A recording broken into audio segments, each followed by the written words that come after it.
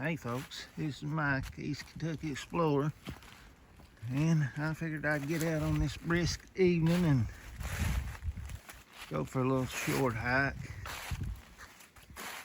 And I figured I'd bring y'all along with me because it's been a while since I've done a video.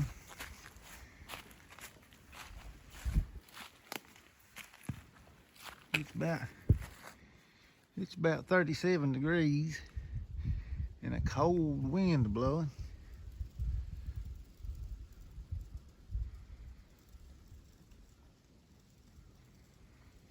But anyway, I'll get on up the hill and I'll get back with you in a few. I'm going to examine this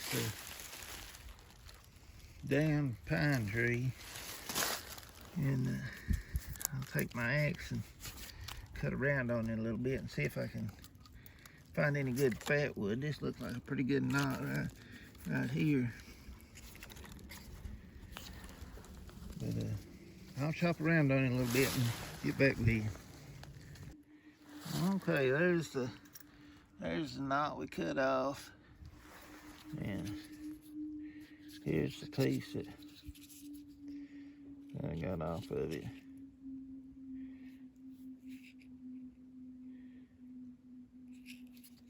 Looks pretty good. Could definitely get a fire going with it.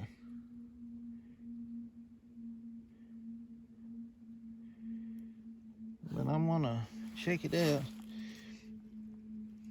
and maybe get a piece or two more off of it, and then we'll carry on. Get back with y'all in a few. I was gonna add that when I cut these off, I like leaving them a little bit long so I can take my knife and shave the fat wood off of it, or make fat wood shavings. And so I always leave them a little bit longer. I usually use a saw, but I just had the axe with me today. All right, get back with you in a little bit. I'd like to have $1 for every squirrel I've killed in my lifetime up in here.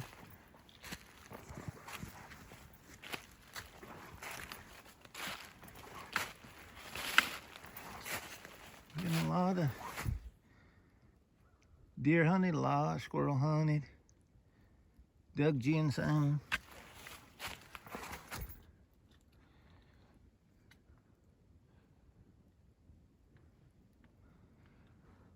Couple old mines around that little road. I don't know if you can see it or not. I had several trees fall around the path, but I may go above it and come down on it and show that to you.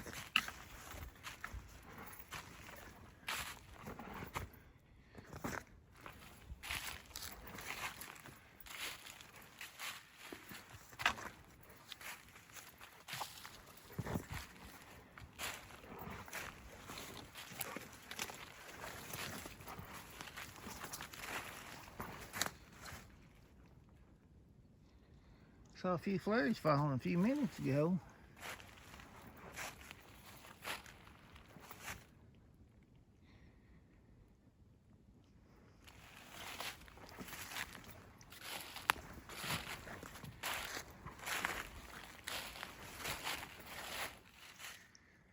The floods we had last July really washed out all these little hollers. You can see a slip come up there.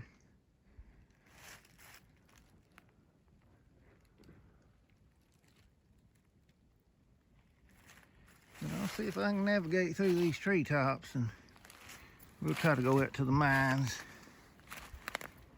Be back in a few. Well, I made it through that mess. It wasn't too bad. Y'all hear that wind roaring around the top of the hill?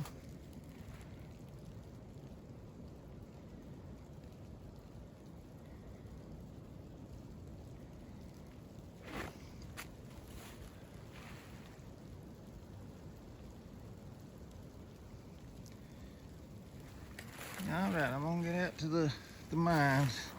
I'll get back with y'all in a minute. We made it to the entrance of the old mines.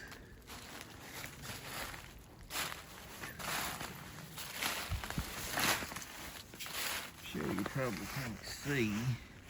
Let me get down a little bit lower. The rock has fell and completely closed it off back in there. There you can see the seam of coal. Well, I don't know if it's good coal or not, but believe it or not, when I was a teenager, probably about 38, 40 years ago, I went back in this thing. It used to be wider in the front. I went way, way back in there and didn't have no better sense, I guess. Anyway, the next time that I even thought about going back in there, when I looked back in there, I had a flashlight and I looked and that rock had fell completely across. If that had fell when I was back in there, I'd probably never been found, I'd say. Y'all like seeing my fingers on top of the phone? Anyway, another interesting story about this place is I was squirrel hunting one time, and it used to be a lot clearer than this. There ain't nobody really squirrel hunting through here in years, I don't guess. But I was coming through here, you know, just slipping, being real quiet. And you see that little pile of coal right there? I saw something a little bit shiny sticking up out of it. And I walked over and scratched around, and it was a complete carbide light buried in this little pile of coal here. I took it home, cleaned it up, washed it out and stuff. And at the time, my dad or uncle, one had some carbide, and I put some carbide in it, a little bit of water, and that thing worked like a new one. And I ended up trading it for a nice 22 pistol. I always tell everybody, you know, that's where I found the carbide light at.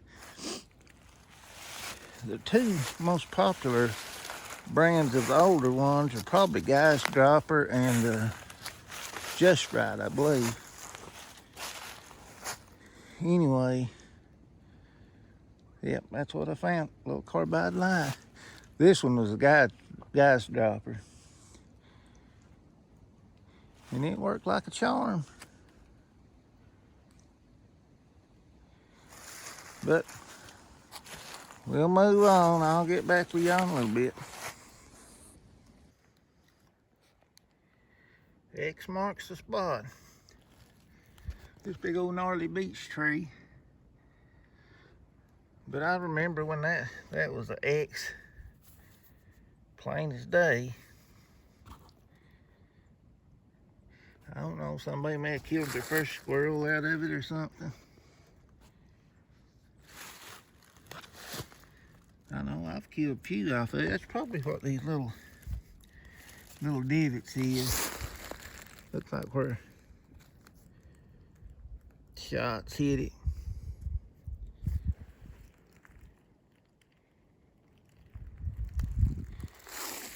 Anyway, that's a big old beech.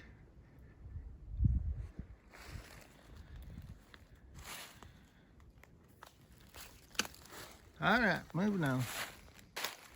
Well, we made it back up to this little flat. I said earlier that we would come up to this road and go down to the mines, but I made it through the fallen trees, so we just went straight down the hill to the mines. But anyway, this road is above the mines.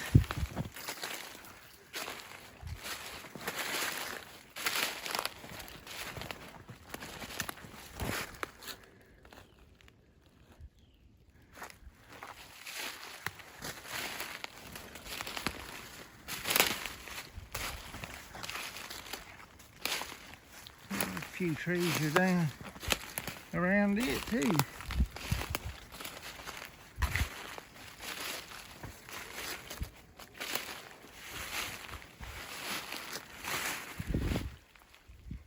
Well, looks like I'm getting a phone call. I'll get back with y'all in a minute.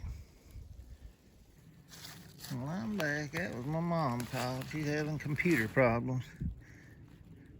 What she don't know is I don't know no more about them than she does.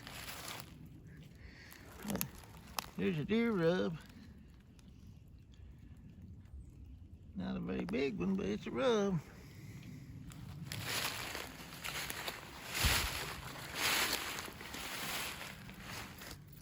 All right, if you've made it this far, I appreciate you watching and putting up with my Appalachian American accent. But hopefully I've not bored you to death. I'm gonna get off here and run by her house and see if I can get her computer lined out. Thank y'all for watching.